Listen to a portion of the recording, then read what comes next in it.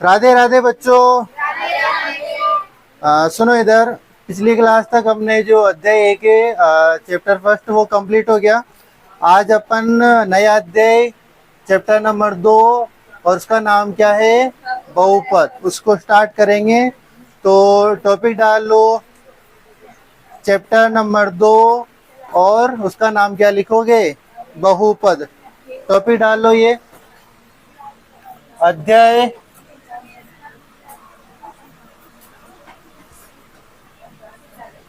2 बहुपद। ठीक है, लिखा क्या बहुपद यहाँ तक? होता क्या है बहुपद? वैसे कक्षा 9 तक वगैरह आप पढ़ चुके हो। परिभाषा कोई बता सकता है क्या बहुपद की? हाँ,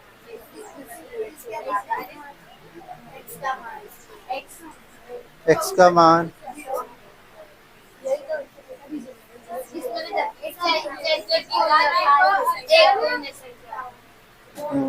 और अच्छा, चलो चलो चलो, चर क्या होता है फिर? परिभाषा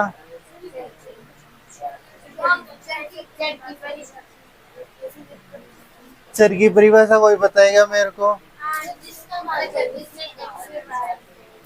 ठीक है, चलो टॉपिक डालो चर। क्या लिखोगे? चर। इसकी परिभाषा लिखेंगे अपन। टॉपिक डालो चर। लिखो चर में लिखना जिसका मान, चर में लिखना जिसका मान स्थिति व समय, स्थिति व समय के साथ, स्थिति व समय के साथ परिवर्तित होता है। जिसका मान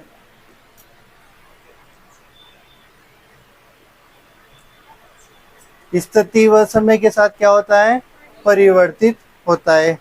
अरे आ गई बात समझ में? ठीक है ना। वैसे आप भी सही बोल रहे थे, पर जो देखो कि जिसका मान निश्चित नहीं रहता ये बोल रहे थे आप, तो वही बात है कि देखो एक्स है, आप बोल रहे एक्स वाई जेड, तो जैसे एक्स है कहीं पे एक्स का मान 2 आता है, कहीं पे 3 आता है, कभी 4 आता है, कभी -4 आता है। तो जैसी स्थिति होगी, जैसा समय होगा, उसका जो मान है वो क्या होता जाएगा, चेंज होता जाएगा। कभी फिक्स मान नहीं रहेगा कि एक्स का मान 3 ही है, 4 ही है, 5 ही है, ऐसा रहता है क्या? नहीं रहता, चेंज होता रहता है। किसके साथ? समय व स्थिति के साथ साथ एक्स और जो वाई है, जेड है, जो भी आपके चर है, इनका क्या मान परिवर्तित होता रहता है। ठीक है, ये तो हो गए चर। ठीक है, अब नेक्स्ट इसके अगले लाइन में लिख लो अचर। टॉपिक डालो अचर।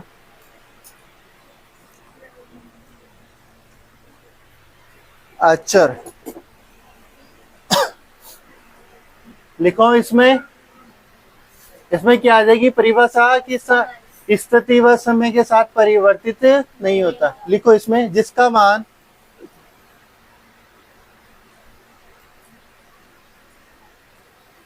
जिसका मान स्थिति व समय, जिसका मान स्थिति व समय के साथ परिवर्तित नहीं होता है। जिसका मान स्थिति व समय के साथ परिवर्तित नहीं होता है,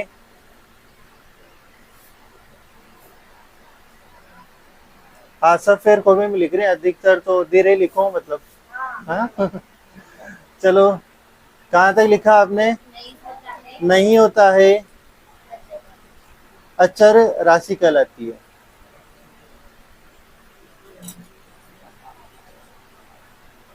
और एक मिनट ये सुनो, चर में आपने उदाहरण मतलब उदाहरण करके नहीं लिखा था क्या? जैसे एक्स वाई जेड ऐसा नहीं लिखा था क्या? तो अगर वहाँ एक दो शब्द की लाइन जगह हो तो जैसे करके एक्स वाई ऐसे कर लो, है ना। हाँ चर में मैंने वो समझाने के समय भूल गया मैं, पीछे जैसे करके एक्स वाई जेड ऐसा कुछ लिख लो, ABCD है ना, कुछ भी। हाँ लिख लिया, या XYAB कुछ भी, जो भी आपकी इच्छा हो लिख लो। और अचर की परिभाषा लिख ली, जिसका मान स्थिति व समय के साथ परिवर्तित नहीं होता, यहां तक लिख लिया। फिर जैसे जैसे करके संख्या लिख लो, 1 2 3 कुछ भी आप संख्या लिख लो।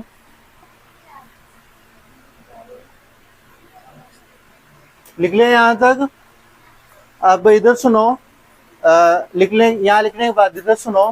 देखो इसके बाद में सीधी एक तो बहुपद की परिभाषा लिखवा सकता हूँ, जिसमें क्या लिखाऊंगा कि चर व अचर का सम्मिलित रूप, यानी जहां पर चर भी मिल जाएंगे और अचर भी मिल जाएंगे, इनका जो सम्मिलित रूप होगा वही क्या हो जाएगा, अपने बहुपद हो जाएगा।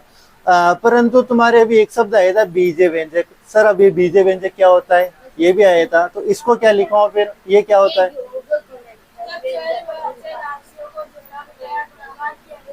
तो बीजे व्यंजक का क्या होते हैं, ये गणितीय वाक्यांश होते हैं। जैसे हिंदी में एक शब्द होता है ना सेंटेंस, जैसे इंग्लिश में तो सेंटेंस होता है, एक वाक्यांश शब्द होता है, तो गणित में ये वाक्यांश होते हैं जहां चर और अचर एक सम्मिलित रूप होता है, जो संक्रियाओं, जोड़, बाकी, गुणा भाग से मिले जुले रहते हैं, ठीक है ना, यानी इनके साथ संक्रियाएं करते हैं कौन, चर व अचर। तो इनका सम्मिलित रूप क्या कहलाता है, बीजीय व्यंजक। क्या कह रहा हूं, जैसे कि 2 है, ठीक है, और कोई x है, अचर है, इनका ये जो सम्मिलित रूप है, अब ये 2 और x क्या हो रहे हैं, आपस में मल्टीप्लाई हो रहे हैं, तो ये इनका सम्मिलित रूप ही क्या है, एक बीजीय व्यंजक बोल सकते हैं आप इसको। क्या बोल सकते हैं, बीजीय व्यंजक। अब बीजीय व्यंजक इसमें प्लस में 1 कर दूं, 3 कर दूं, 4 कर दूं, फिर एक ये क्या हो जाएगा, बहुपद हो जाएगा, ठीक है। यानी चर व अचर एक मैंने परिभाषा लिखा है, इनका सम्मिलित रूप ही क्या होता है, बहुपद। तो मैं सीधा बहुपद की परिभाषा लिखवा देता हूँ, ठीक है। तो टॉपिक डालो बहुपद। वैसे कहीं आपके एग्जाम्स में आएगी नहीं, बस आप जानकारी के लिए लिख लो इनकी परिभाषाएं।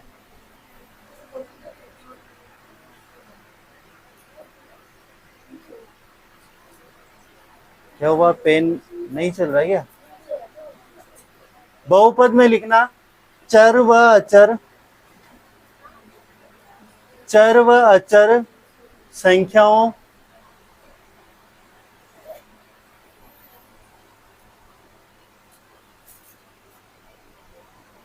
चर व अचर संख्याओं का सम्मिलित रूप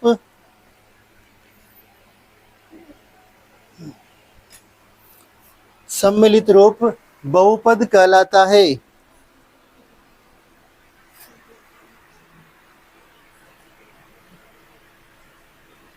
क्या कहलाता है, बहुपद कहलाता है। आगे लिखो, बहुपद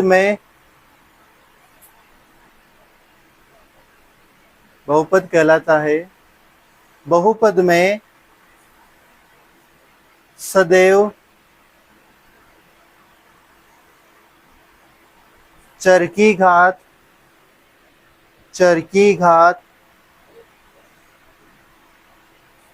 सदैव चर की घात एक पूर्ण संख्या होती है।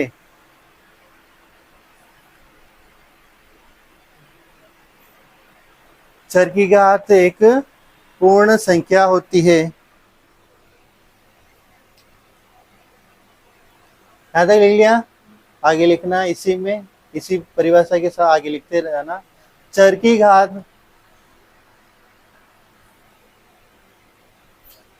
घात कभी भी ऋणात्मक नहीं होती है। चर की घात कभी भी कैसी नहीं होती है, ऋणात्मक नहीं होती है, ठीक है।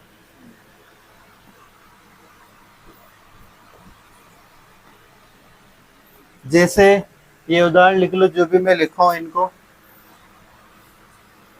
ध्यान, मतलब कैसे लिखोगे, एक के आगे एक मत लिखना, नीचे, जैसे मैं ये लिखवा है, इसके नीचे अगला, इसके नीचे अगला, ठीक है ना। इनमें कोई मैं ऐसा भी लिखवाऊंगा जो बहुपद नहीं होगा, ठीक है ना, उसके सामने फिर अपन, जैसे ये बहुपद है इसके सामने टिक कर देंगे, जो बहुपद नहीं होगा उसके सामने क्या कर देंगे, क्रॉस कर देंगे। तो तुम्हें अभी एक के बाद एक नीचे लिखना है, ठीक है।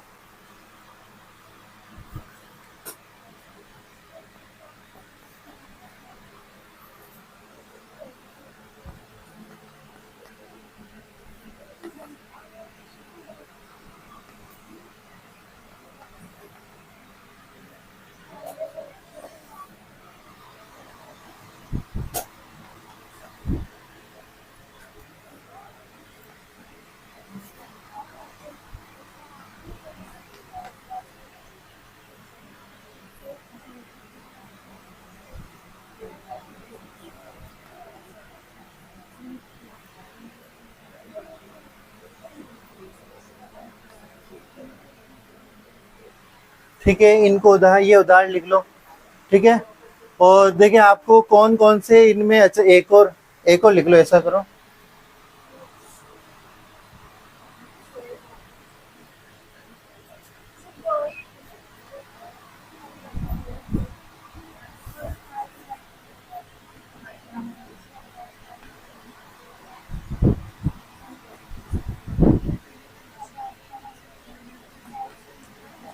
हम्म, एक और ये लिख लो, ठीक है। इनके ये उदाहरण लिख लो, एक के बाद नीचे लिखना ना।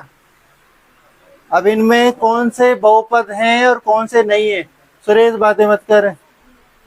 कौन से बहुपद हैं और कौन से नहीं हैं, इनको भी आप परिभाषा जो मैंने अभी लिखवाई है उस परिभाषा को पढ़ते हुए देखें कौन से तो नहीं है और कौन से हैं, उनको टिक कर लो। देखो मैं नंबर लिख देता हूँ, अगर लिखना चाहो तो 1 2 3 और ये 4, ये 5वां है, ये 6वां है, ये 7, ये 8, ये 9, ठीक है।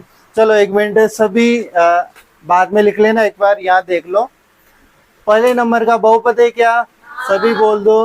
है तो हाँ और नहीं है तो नहीं, ठीक है। पहला है क्या, दूसरा वाला, ये तीसरा है, चौथा क्यों नहीं है, कहीं घात माइनस में दिख रही है क्या तुम्हें, अभी तक तो नहीं दिख रही ना, पर है माइनस में, ठीक है, ध्यान रखना इसमें। देखो इधर सुनो, आप देखने पे तो ऐसा लगेगा कि इसकी घात माइनस में नहीं दिख रही, सर इसको बोल दो ना बहुपद क्यों नहीं है, परंतु बहुपद ये नहीं है। देखो इधर सुनो, यहाँ पर लिखा हुआ है 1/3,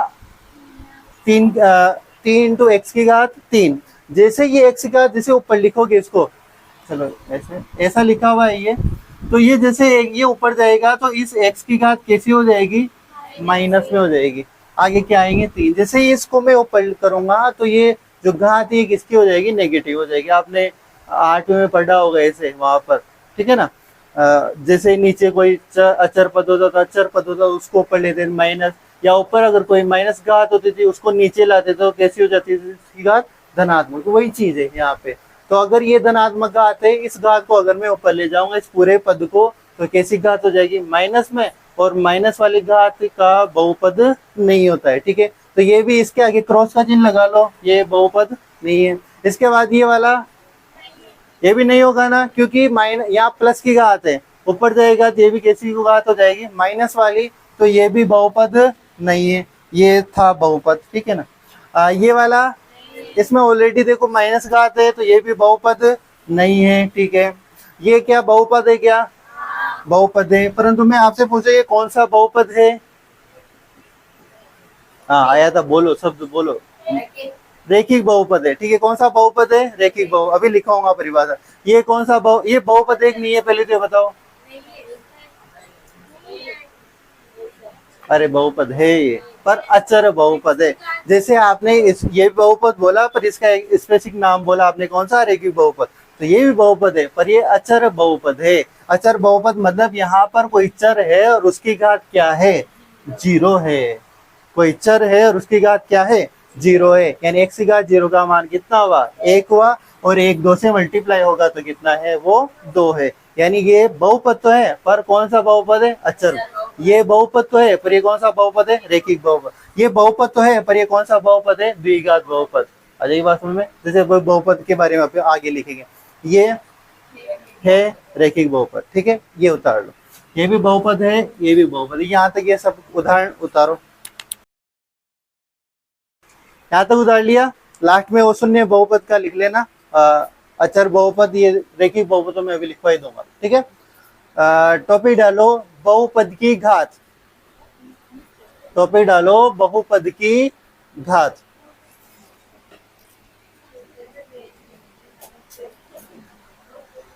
बहुपद की घात,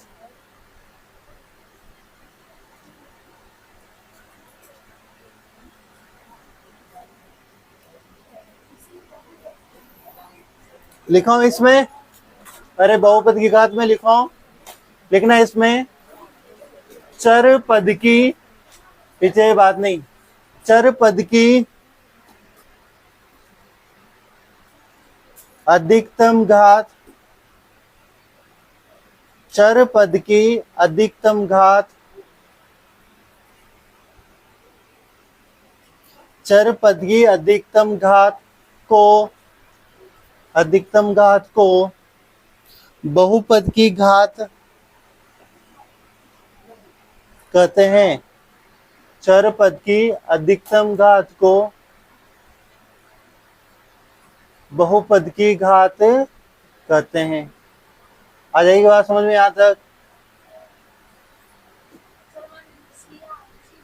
क्या याद थी, क्या थी आरटी में, क्या लिख रही थी?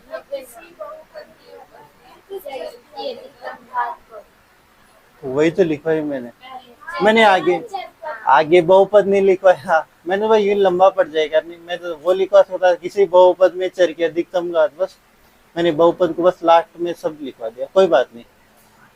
मैंने वही तो कहा नहीं कि परिभाषा आएगी नहीं, बस है तो बस आपको समझने के लिए यहाँ तक लिख लिया, परंतु आपने जो अब तक नहीं लिखा होगा वो एक लाइन लिख लो एक और। चलो इसके आगे लिखो अगर किसी पद में, अगर किसी पद में एक से अधिक चर है, अगर किसी पद में एक से अधिक चर है तो उनकी घातों को मिलाकर, तो उनकी घातों को मिलाकर देखते हैं, तो उनकी घातों को मिलाकर देखते हैं, ठीक है।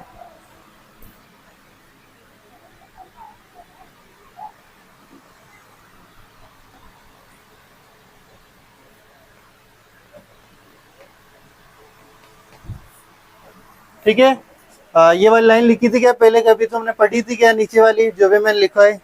इसका मतलब क्या हुआ? चलो मेरे को ये बताओ, इस बहुपद की घात कितनी है? 3, सही है। अरे कोई भी बहुपद की घात, क्या बोला मैंने कि बहुपद में कोई चर है उसकी अधिकतम घात। अब अधिक देखो यहाँ घात 2 भी है पर 2 नहीं बोलेंगे, इससे बड़ी घात अपन को 3 दिख रही है, तो इस बहुपद की घात कितनी बोलेंगे? 3। तो इसकी अधिकतम घात 3 है, तो इस बहुपद की घात कितनी हो जाएगी? बहुपद की जो घात है वो कितनी है? 3 है। चलो अब इसमें बताओ, इसमें क्या होगी घात? 3 है या 2 है? क्या बोलो? हाँ 3 है, सही है, लिख दूं? अरे लिख दूं? फिर मैं लास्ट वाली लाइन लिखवाई, इसका कोई मतलब ही नहीं निकला। पढ़ो देखे, क्या आएगी? 5 आएगी, ठीक है। किसी पद में एक से अधिक चर हैं तो उनकी घातों को मिलाकर देखते हैं, लिखवाई थी ये बात, तो वही बात यहाँ लिखनी है। तुम ध्यान नहीं देते राक्षसों। बहुपद की घात क्या हो जाएगी यहाँ पर? 5 हो जाएगी। कैसे होगी? इस 3 को और 2 को जोड़ेंगे। सर ये क्यों नहीं जोड़ा? मैंने कहा किसी पद में, सिंगल पद में 2 चर हैं तो उनकी घातों को जोड़कर लिखेंगे, ठीक है। तो ये 3 और 2, यहाँ अगर एक और होता तो, जेड होता तो, जैसे मैंने जेड लिख दिया, अब 6 हो जाती, क्योंकि जेड की घात कितनी है? 1 है, पर अभी नहीं है, ठीक है, कोई बात नहीं। तो इनकी घात कितनी हो जाएगी? 5 हो जाएगी। उतारो इसको, ये दोनों उदाहरण उतारो। इसके आगे 2 उदाहरण लिख लिए, इसके आगे टॉपिक डालो और रेखिक बहुपद, टॉपिक डालो और रेखिक बहुपद।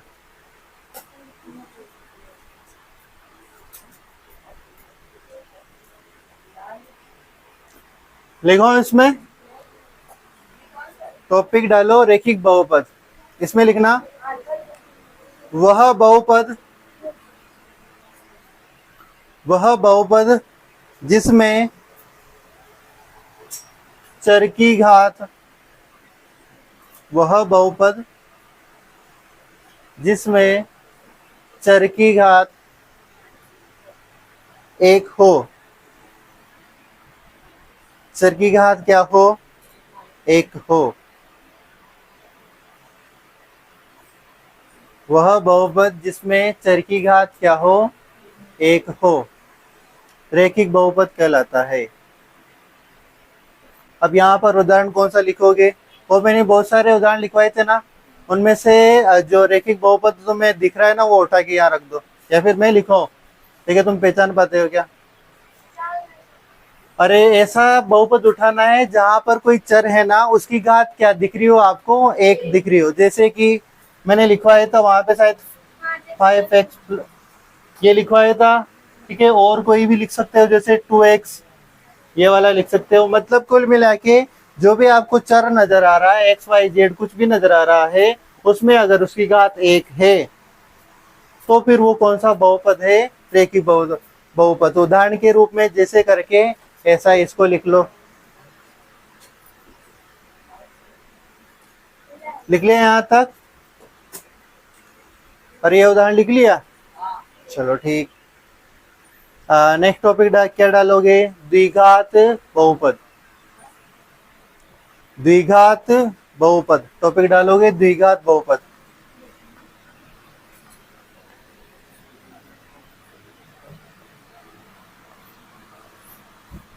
द्विघात बहुपद, हाँ द्विघात मतलब जहां रैखिक होगी उसमें घात कितनी होगी? एक। द्विघात में कितनी घात होगी? दो। ठीक है, लिखो। लिखवा दूं? चलो लिखो। वह बहुपद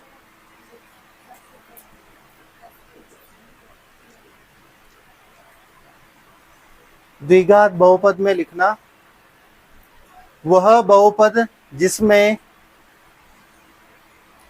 चर की घात दो हो।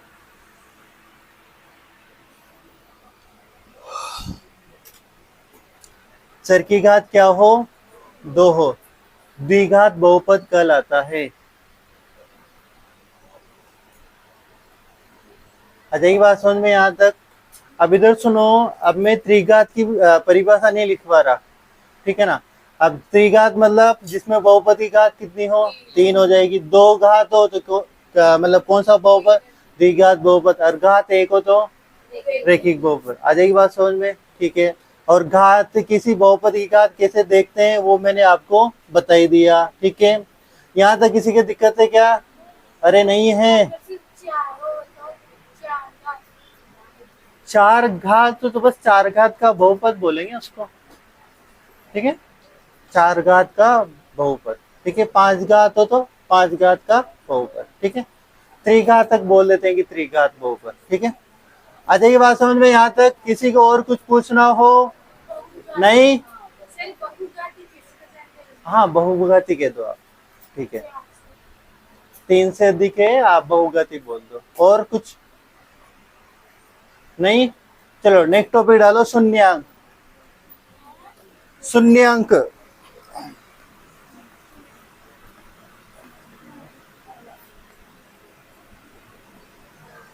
नेक्स्ट टॉपिक डालो, शून्यांक।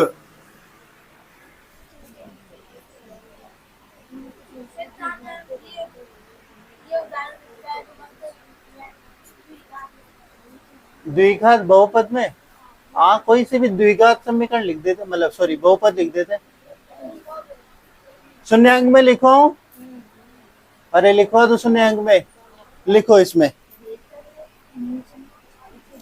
बहुपद में, शून्यांक में लिखना बहुपद में, बहुपद में चर पद का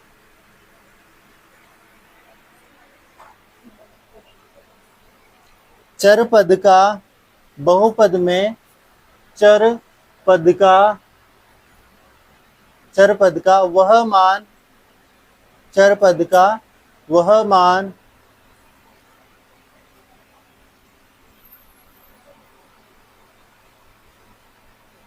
जिसे रखते ही चर पद का वह मान, जिसे रखते ही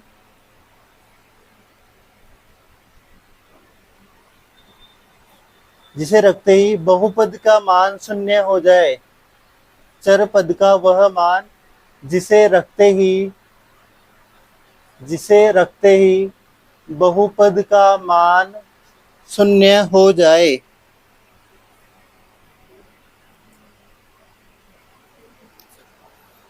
शून्य हो जाए, अरे ये बात समझ में, शून्यांक कहलाता है, शून्यांक कहलाता है, शून्यांक कहलाता है। आ जाएगी बात समझ में। क्या लिखा है मैंने कि कोई बहुपद है, उसमें चर का वह मान जिसे रखते ही उस बहुपद का मान क्या हो जाए, शून्य हो जाए, जीरो हो जाए, तो फिर वो जो मान होगा ना, वो मान ही उस बहुपद के लिए क्या है, शून्यांक है। चलो मैं ज्यादा उदाहरण नहीं दूं, यहाँ पे देखो एक बहुपद नजर आ रहा है आपको, ठीक है। इसमें इसका शून्यांक क्या होगा, मतलब यहाँ पर इस x का ऐसा मान निकालना होगा अपन को कि अगर मैं इस पूरे को सोल्व करूं तो फिर क्या आ जाए, जीरो आ जाए। क्या कर सकते हैं अपन, अगर मैं यहाँ x का मान जीरो रखूंगा तो जीरो 5 से गुणा होगा, जीरो और प्लस 2, इसका मान दो आया, जीरो कहाँ आया। तो इसको कैसे याद करेंगे, आप बचपन में 160 में किए थे, इसको बराबर किसके कर दो, जीरो के। अब आप x का मान जो भी आएगा वो शून्य हो जाएगा।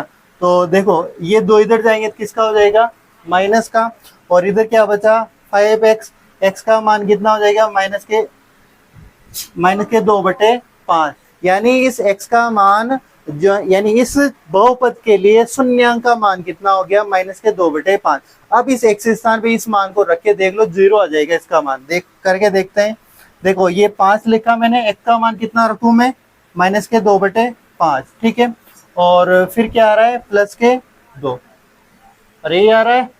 अब इसको काट दो, 5 से 5 घटा, माइनस के 2 और प्लस के 2, आ गया ना जीरो, ठीक है। तो शून्यांक क्या होगा, किसी चर में, किसी मतलब चर का वह मान जिसके लिए उस बहुपद का मान क्या हो जाए, जीरो हो जाए, वह मान ही उस बहुपद के लिए क्या होता है, शून्य। अब ये तो था एक रेखिक बहुपद, रेखिक बहुपद था तो अपन ने सीधा साइड में जीरो लिखा और निकाल लिया। अब अपने इस जो सिलेबस में होंगे वो कौन से बहुपद होंगे, द्विघात बहुपद। कौन से बहुपद होंगे, जैसे ऐसे बहुपद होंगे। इसका शून्यांक कैसे निकालें, तो वो अपन इस पूरे अध्याय में इसी चीज को निकालना सीखेंगे, ठीक है। वो अभी सीखेंगे। नेक्स्ट लाइन में लिखो,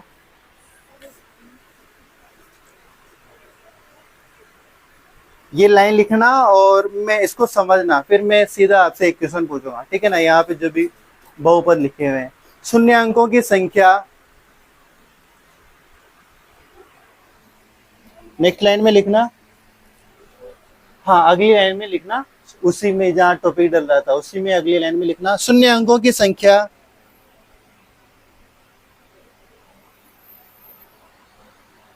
शून्य अंकों की संख्या बहुपद की घात पर निर्भर करती है।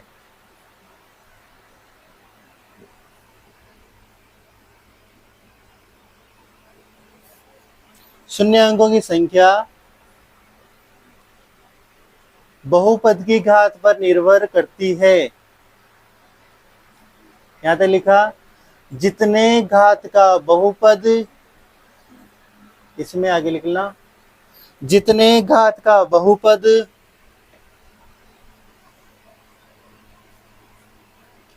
उसके उतने ही शून्यक होते हैं। जितने घात का बहुपद उसके उतने ही शून्यक होते हैं, उसके उतने ही क्या होते हैं, शून्यक होते हैं। अरे लाइन समझ में आ गई क्या, अरे आ गई तो मेरे को ये बताओ कि इसके कितने शून्यक होंगे, इसके कितने शून्यक होंगे, इसके कितने शून्यक होंगे, इसके कितने शून्यक होंगे, 5।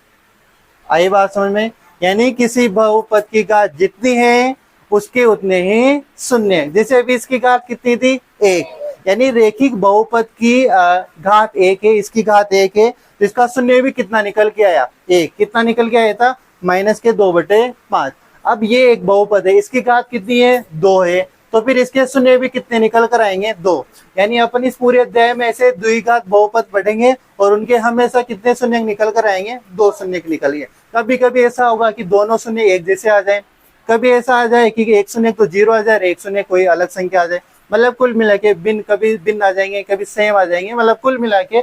परंतु अगर द्विघात बहुपद है तो उसके कितने शून्य आएंगे, 2 शून्य आ जाएंगे। आ जाएगी बात समझ में। और 3 घात बहुपद है तो उसके कितने शून्य होंगे, 3 शून्य होंगे। यहाँ से बात समझ में आ गई। अगर नीचे लिखना चाहो तो ये लिखोगे, ये लाइन लिखो क्या, वैसे लिख ली, वैसे वो अपन ने वही काफी है। नेक्स्ट पे डालो, चलो फिर तो बहुपदों के नेक्स्ट टॉपिक डालो, बहुपदों के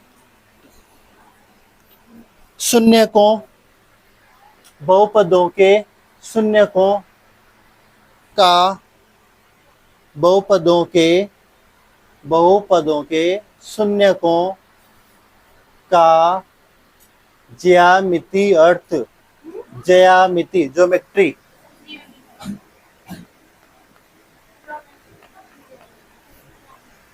ज्यामितीय अर्थ, ज्यामितीय अर्थ लिख लिया। बहुपदों के शून्यकों का ज्यामितीय अर्थ लिख लिया यहां तक। बस 2 मिनट, बस ये टॉपिक कंप्लीट हुआ और आपके एक्सरसाइज 2.1 खत्म, ठीक है ना। इसी के साथ अरे हो जाएगी, भी उसको मत देखो, मैं करवा दूंगा उसको। बस इसमें एक लाइन है, उस लाइन के अनुसार जो आपके 2.1 है वो खत्म हो जाएगी, है ना। चलो लिखो, इसमें एक लाइन लिखना, बहुपद को, अरे वानी, हाँ इसी टॉपिक के नीचे लाइन लिखना, बहुपद को एक्स अक्ष व वाई अक्ष, एक्स अक्ष व वाई अक्ष के अंदर ग्राफ बनाते हैं।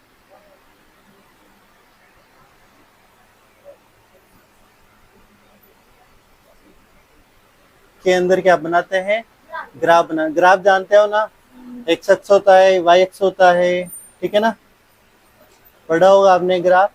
अगली लाइन में लिखना, नेक्स्ट लाइन पे, और इसी लाइन से आपकी वो एक्सरसाइज कंप्लीट हो जाएगी। पढ़ना, देखिए इसको समझना क्या कहती है। किसी बहुपद का आलेख, इसमें लिखना, किसी बहुपद का आलेख जितनी बार, किसी बहुपद का आलेख जितनी बार एक्स अक्ष को, जितनी बार एक्स अक्ष को काटता है, जितनी बार एक्स अक्ष को काटता है, उसके उतने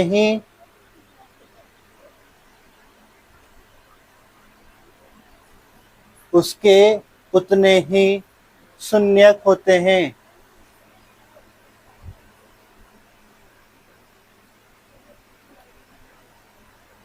उसके उतने ही क्या होते हैं, शून्यक होते हैं, ठीक है। यानी कोई बहुपद के लिए आपके पास कोई ग्राफ है, कोई आलेख है, ठीक है। अब आलेख है, अगर उस आलेख में जो भी लाइन आ रही है, वो लाइन, आलेख उस एक्स अक्ष को जितनी बार काटेगा उसके उतने ही क्या होंगे, शून्य होंगे। अगर 2 बार काट रहा है वो आलेख उस एक्स अक्ष को, तो उसके शून्य कितने हो जाएंगे, 2। अगर 1 बार एक्स अक्ष को काट रहा है तो उसके शून्य कितने होंगे, 1 होंगे। आ जाएगी बात समझ में, ठीक है। हाँ बिल्कुल नहीं काट रहा होगा तो 0, ठीक है।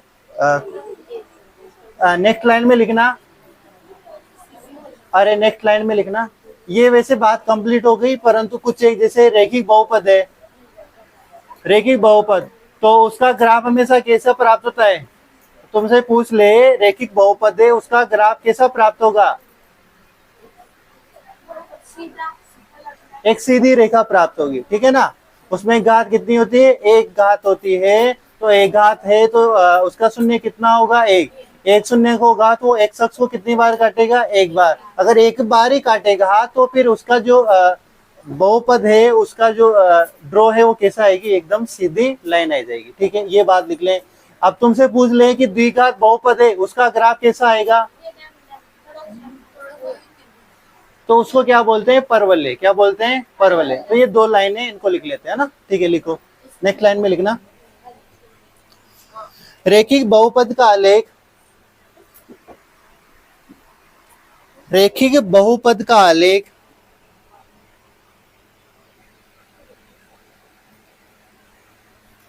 रेखिक बहुपद का आलेख एक सीधी रेखा होती है या सीधी रेखा होता है? क्या लिखोगे? हाँ, होती है, लिखो। रेखिक बहुपद का आलेख एक सीधी रेखा होती है। रेखिक बहुपद का आलेख एक सीधी रेखा होती है। आ जाइए बात समझ में। नेक्स्ट लाइन में लिख लो, द्विघात बहुपद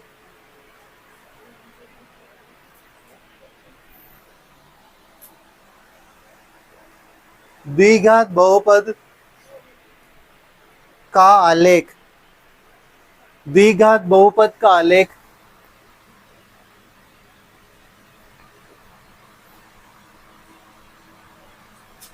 परवलय होता है।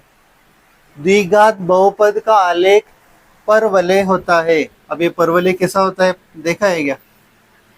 ये जब कभी भी ऐसा घुमा वाला दिख जाए ना आपको, ऐसा ऐसा इस प्रकार जो घुमा वाला दिख जाए, वो कैसा होता है? उसको क्या बोलते हैं? परवलय। कैसा बोलते हैं? परवलय होता है। यहाँ तक लिख लिया है क्या? चलो ठीक है। अब आपकी जो बुक है उसमें उदाहरण नंबर 1 में आओ। एक मेरे को एक बुक देना, पुरानी कोई बात चल जाएगी। एक मिनट में आपको बता दो, इधर सुनो। आप पेज नंबर इस पे आओ। मैंने आपकी जो भी बातें थी सब लिखवा दिया ना। अब आप इस पे आ जाओ। मैं क्यों सीधा पेज नंबर 20 पे आ जाओ। उदाहरण नंबर 1, उदाहरण नंबर 1 पे आओ। देखो क्या कह रहा है, नीचे दी गई आकृति 2.9 में ग्राफों को देखिए। यानी आपको अलग अलग ग्राफ दिए हुए हैं।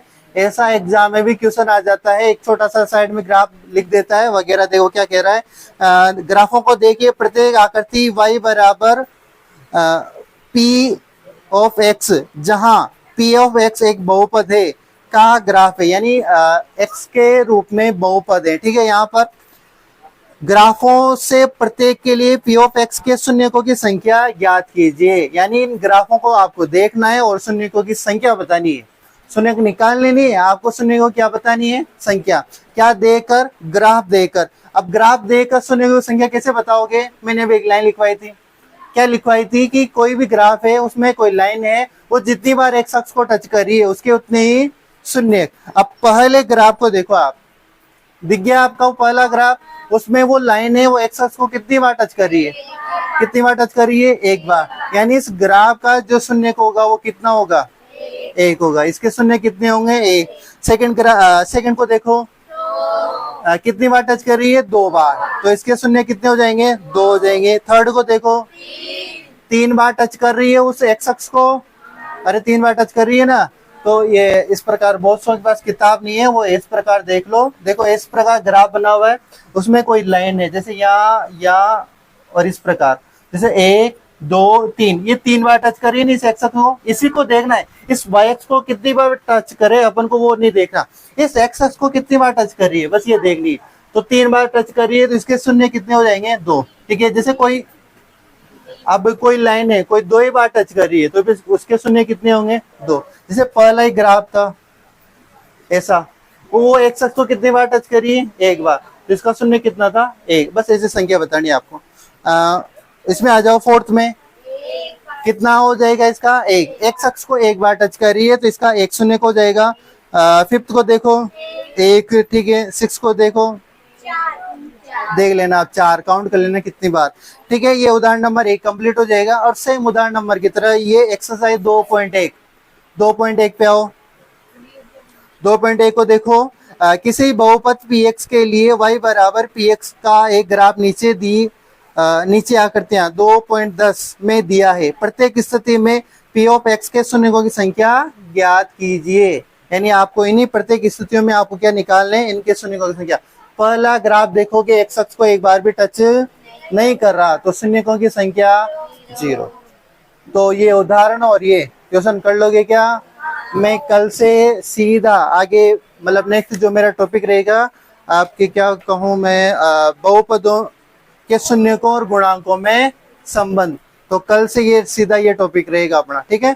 तो आज अपने 2.1 एक्सरसाइज तक कंप्लीट हो गया। ये क्वेश्चन को कैसे करोगे रे इसको? यहाँ तक मैंने थ्योरी लिखवाई दी, ठीक है ना। आप क्या करोगे, छोटा सा ग्राफ बनाओगे, यूं नहीं है कि बड़ा बड़ी ग्राफ बनाओगे।